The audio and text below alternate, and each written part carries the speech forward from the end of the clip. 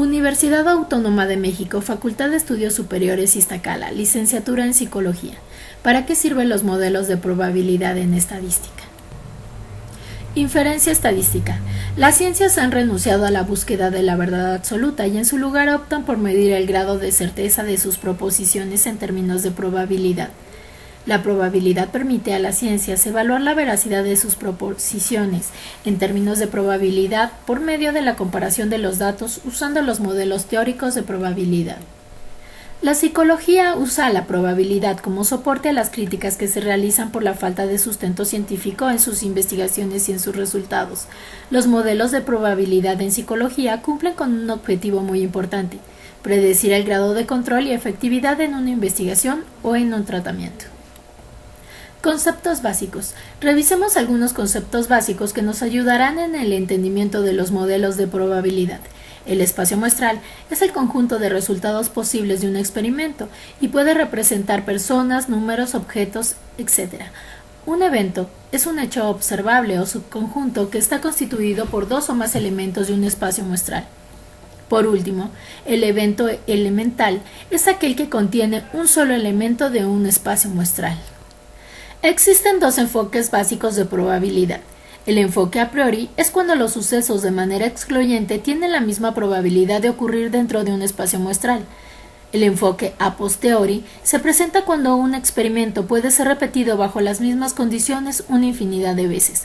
Un ejemplo del enfoque a priori es cuando lanzamos un dado. El dado como un todo representa el espacio muestral y todos los números en él tienen la misma probabilidad de caer. Y lanzar los dados en repetidas ocasiones es un ejemplo de la probabilidad a posteriori.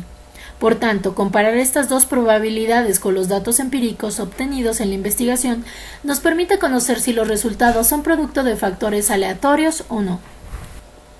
Antes de empezar con la distribución binominal, es importante definir qué es una variable.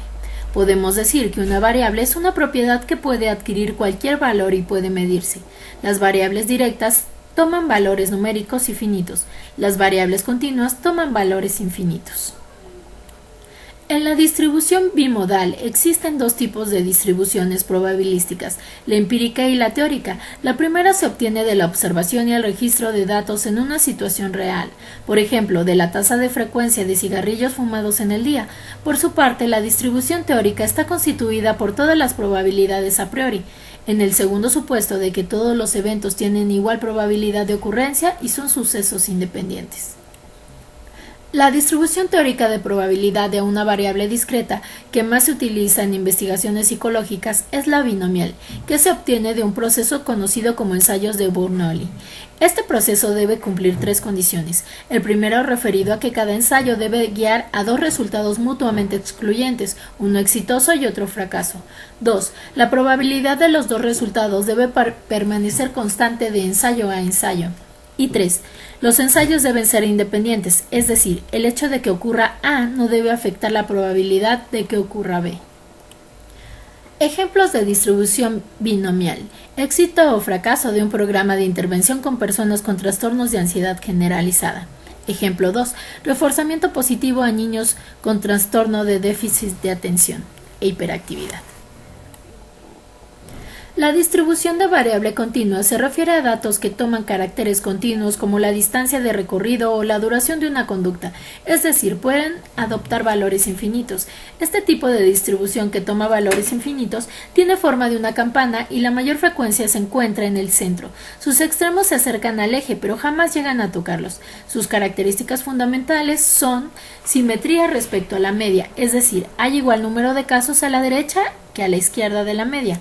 2. La media, mediana y moda son iguales. 3. Su media es igual a 0, desviación estándar igual a 1, un área igual a 1 y los valores de izquierda de la media negativos y los de la derecha son positivos. Ejemplos de distribución normal. Ejemplo 1. Las cartas recordadas en un juego de memoria. Ejemplo 2. En una prueba de inteligencia, algunos participantes pueden responder con una calificación alta o baja, pero en la mayoría de los casos, las calificaciones de los encuestados serán intermedia. Contrastación de hipótesis. Si dentro del margen de error que nos permitimos admitir hay coincidencias, aceptaremos la hipótesis y en caso contrario la rechazaremos. La prueba de hipótesis está constituida por dos hipótesis que deben ser contrarias y mutuamente excluyentes: hipótesis nula, H0, y la hipótesis alterna. La hipótesis nula se plantea de manera opuesta a la hipótesis de investigación. La hipótesis alterna se plantea de manera tal que debe coincidir totalmente con la hipótesis de investigación. Los contrastes pueden ser unilaterales o bilaterales, según establezcamos las hipótesis. Si las definimos en términos de igual y distinto, estamos ante una hipótesis unilateral. Si suponemos una dirección en términos de mayor o menor, estamos ante una bilateral. Nivel de significancia. Zona de probabilidad bajo la distribución probabilística que determinará el rechazo de la hipótesis nula y por consiguiente la confirmación de la hipótesis alterna. Siempre que los resultados de la prueba de hipótesis caigan dentro del nivel de significación, se ha verificado que la hipótesis alterna es correcta. El nivel de significación de un test es un concepto estadístico asociado a la verificación de una hipótesis. En pocas palabras, se define como la probabilidad de tomar la decisión de rechazar la hipótesis nula, H0, cuando ésta es verdadera, decisión conocida como error tipo 1 o falso positivo. La decisión se toma a menudo utilizando el valor P si el valor P es inferior al nivel de significación. Entonces la hipótesis nula es rechazada. Cuanto menor sea el valor de P, más significativo será el resultado. El nivel más frecuente que se utiliza para indicar que algo es digno de credibilidad es .95. Esto significa que el hallazgo tiene un 95% de probabilidades de ser cierto. Sin embargo, este valor también se utiliza de manera confusa.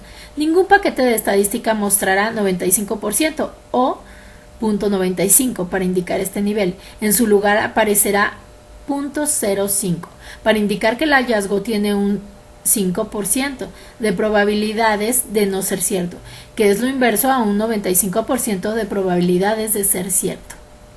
Supongamos que normalmente voy a mi lugar de trabajo en coche por una ruta A y tardo 25 minutos de media. Durante un mes decido probar una nueva ruta B y observo que tardo 23 minutos. ¿Es realmente la ruta B más rápida que la ruta A? O por el contrario, esa diferencia de 2 minutos se debe a la casualidad. Por ejemplo, porque durante esta semana el tráfico ha sido especialmente fluido. Si la diferencia no se debe al azar, diremos que es una diferencia estadísticamente significativa. Variables aleatorias en psicología. Variable aleatoria es una variable que toma un valor numérico único para cada uno de sus resultados en un experimento probabilístico. Pueden ser discretas o continuas.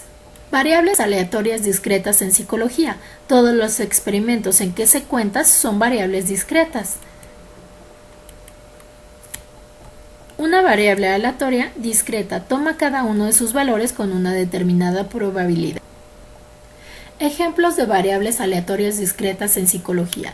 Examen de conocimientos que tenga varios ítems. Un sujeto lo puede contestar bien o mal en cada pregunta. Por lo tanto, los ítems individualmente constituyen una variable discreta. Número de pacientes con depresión.